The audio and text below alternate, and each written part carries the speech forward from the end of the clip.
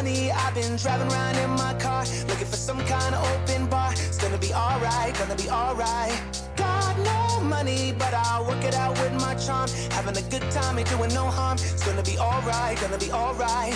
Hey now, honey, I've been driving around. Hello and welcome to the Nerd in Motion, and this is a bit of a different one.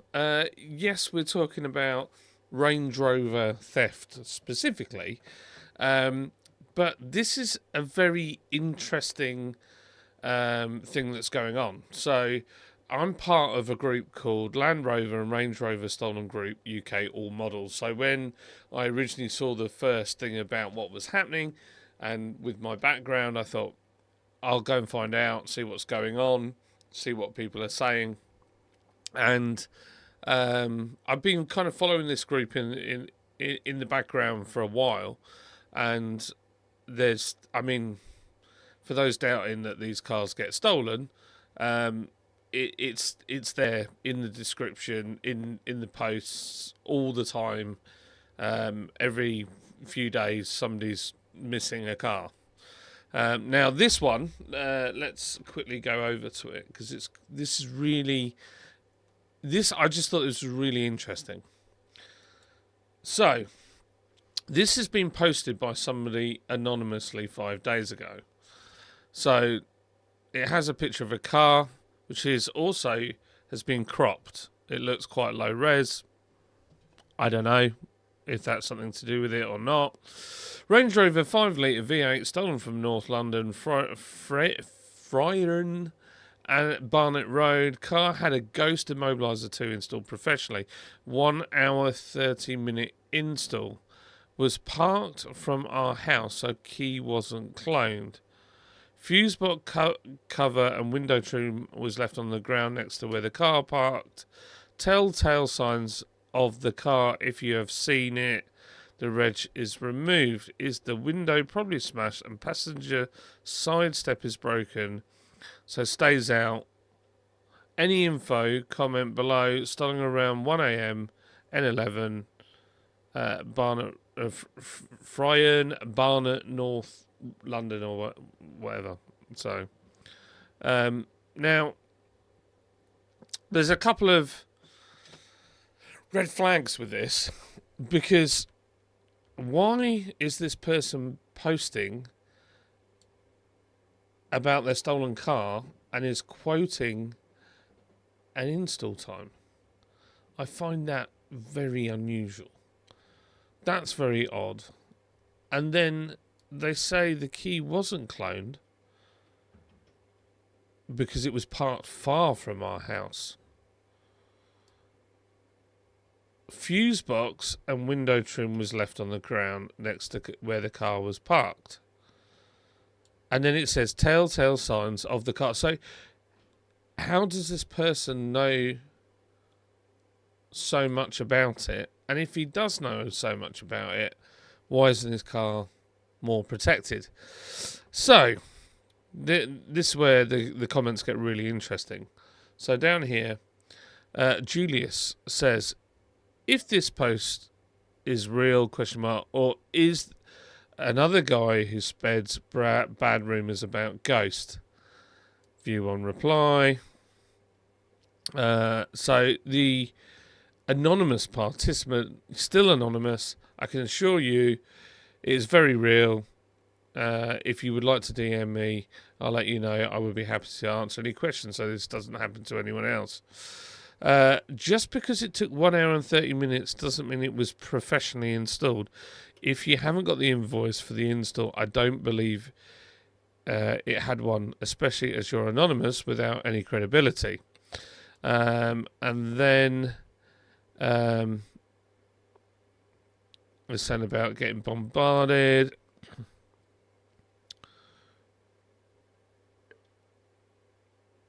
It says, there is no defence for telling the world this vehicle had a ghost fitted when it didn't. Auto Watch record every car installed with a ghost for a very good reason. And then it says here, I'm not getting into the ghost debate, I'm just pointing out possible reasons. Do not showing your name. When you share a post for a stolen vehicle, just to help spread the word. You normally get inundated with messages claiming to track it, etc. I don't know the ins and outs of AutoWatch or how it's recorded. Then this person, yet another car with a ghost fitted stolen and this is the company that makes the ghost. And then it says here that it's not recorded. So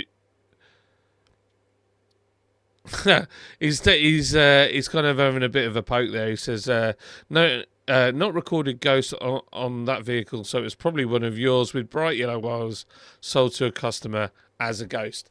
Right, okay, so there's a lot of argy-bargy. There's an interesting picture down here as well. Look at this.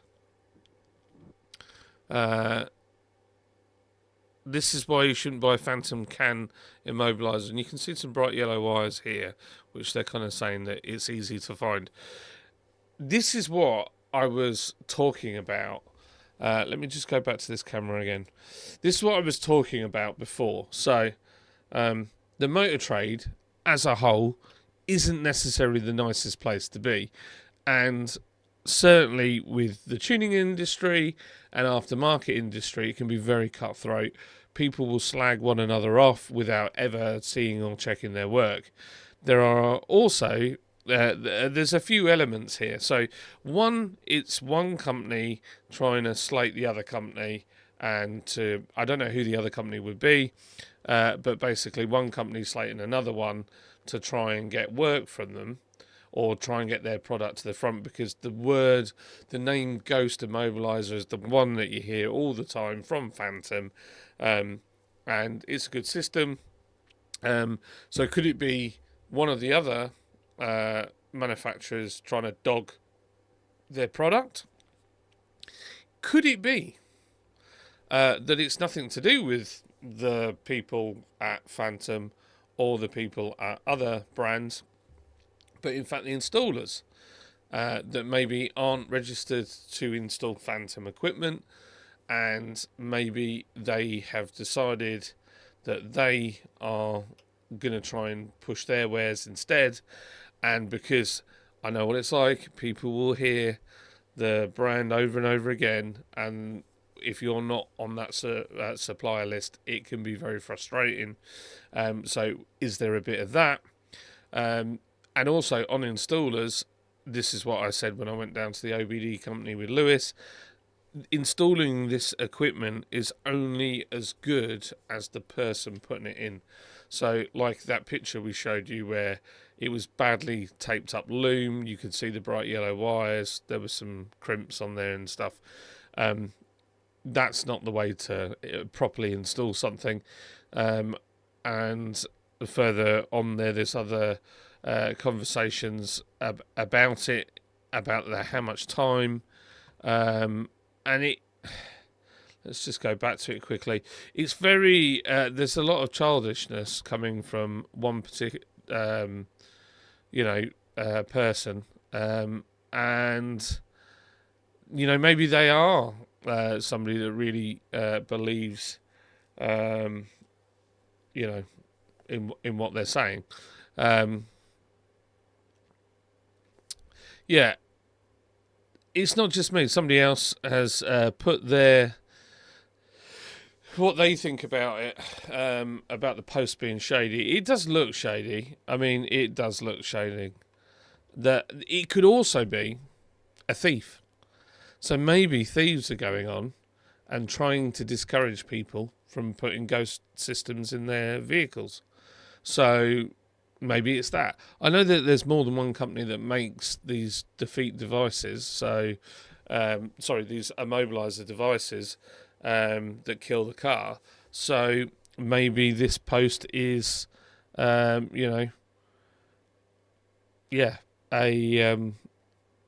red herring from somebody who is literally a car thief and just wants to discourage people from fitting them. So then this participant said this. Neighbours in the area said they saw the car being driven off. Took 30 minutes to steal. So those neighbours saw the car. They saw it being stolen for half an hour. but didn't say anything. There's something deeply wrong with this post. And I'm sure I'm going to get a whole bunch of flack about it, but I don't really care. What I want people to know is I don't think you should take a lot of notice if somebody's dogging another company like that in that way with there's no evidence there. It's so vague. It's just, it's just nonsense. So just be very careful what you listen to in these Facebook groups, as always, because I personally saw that and I thought, what a load of old nonsense. And I just thought, I bet there's loads of other JLR customers on there. And a lot of you guys won't comment. You won't get in the fight because, one, you don't need the drama. And two, it's really not worth getting involved. But it might sit in your mind that somebody's product is rubbish when it could not be. So I'm not saying that. I mean, ultimately, any car can be stolen. So this is just one of many ways of stopping people from stealing your car. So I would say get one fitted, but make sure the person that's fitting it is a proper authorized installer. I know a lot of guys, they change the way that they do it on each one to make it different, because that's a big problem. Certainly with Ferraris and things like that, the systems are exactly the same because it's factory fit and they do them all the same way, so it makes it much easier to defeat. So yeah, don't believe all the stuff that you see in there. And if somebody's posting like that that's anonymous and then immediately with the first comment starts dogging the product, just don't take any notice at all. It just stinks. The whole thing stinks. So yeah, I'm sure I'll get messages for it, but that's fine. It's all good.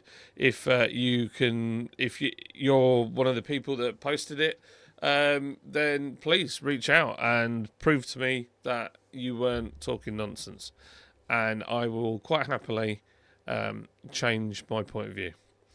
But regardless of that, don't believe everything you see in the Facebook world of cars.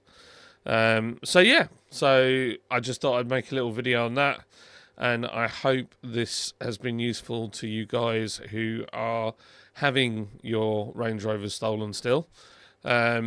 The security update, if you need any information about directly with JLR, Richard from Challenge the Road has done quite a bit with them.